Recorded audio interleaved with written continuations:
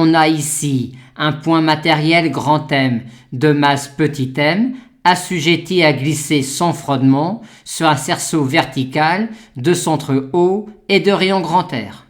Et la masse petit m est reliée au point A par un ressort de constante de raideur K et de longueur à vide L0. Et on nous demande d'établir l'équation du mouvement de la masse petit m en appliquant le théorème du moment cinétique. Complétons tout d'abord le schéma en mettant ici un vecteur unitaire EZ qui vient vers nous et qui induit dans le plan de la feuille ce sens direct là. Et on introduit également la base polaire UR Uθ. Les forces qui s'exercent alors sur le point M sont la réaction du support, son poids et la tension exercée par le ressort.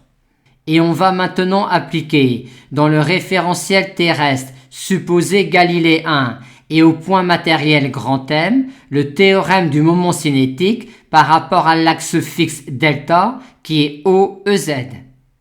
On commence tout d'abord par calculer classiquement le moment cinétique du point grand M par rapport à l'axe fixe delta en procédant de la manière suivante, ce qui nous donne alors cette quantité-là pour la dérivée du moment cinétique par rapport à l'axe fixe delta dans le référentiel terrestre supposé galiléen.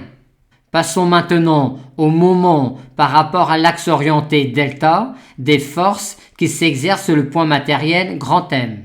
Le moment de R par rapport à delta est nul étant donné que la droite d'action de R rencontre l'axe delta. Le calcul du moment de P par rapport à l'axe delta est classique et a déjà été fait en détail dans un exercice précédent. La seule difficulté réside dans le calcul du moment par rapport à delta de la tension exercée par le ressort sur le point grand M. On va pour cela calculer le moment en haut de la force grand T exercée sur le point grand M. Et ce, en utilisant la technique du bras de levier. On commence par tracer la droite d'action de la force grand T et le moment en haut de la force T s'exerçant sur le point M est exactement le moment en haut de la force T s'exerçant sur ce point-là.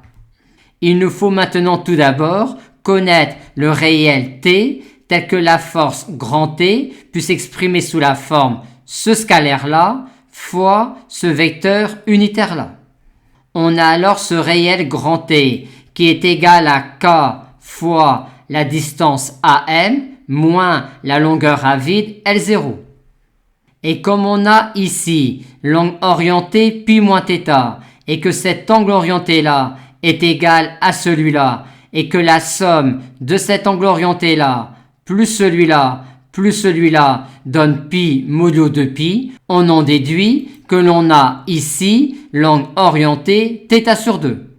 Et vu que l'on a ici grand R, on a ici R cosinus θ sur 2 et donc ici 2R cosinus θ sur 2.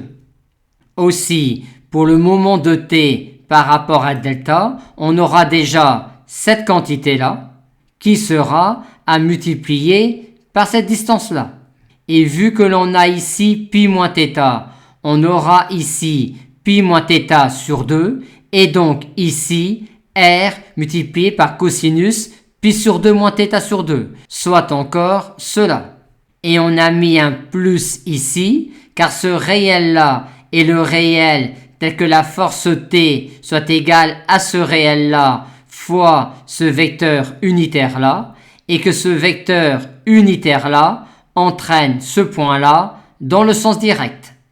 Et en écrivant ensuite le théorème du moment cinétique par rapport à l'axe fixe delta, on obtient que cette quantité-là est égale à celle-là plus celle-là, ce qui nous donne l'équation du mouvement.